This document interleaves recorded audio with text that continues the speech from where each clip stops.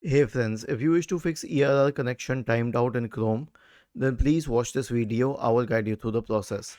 So first of all, check the internet connection speed. Go to fast.com and hit enter. Check the internet connection speed here. Is it good enough? If not, then you have to troubleshoot for the internet connection first.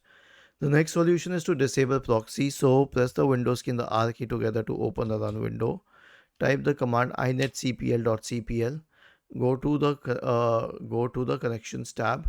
Click on LAN settings. Make sure that automatically detect settings is checked and use a proxy server is unchecked. And lastly, use Google DNS. Press the Windows key and the R key together to open the run window. Type ncpa.cpl and hit enter. Right click on the Wi-Fi network. Select properties. Double click on Internet Protocol version 4.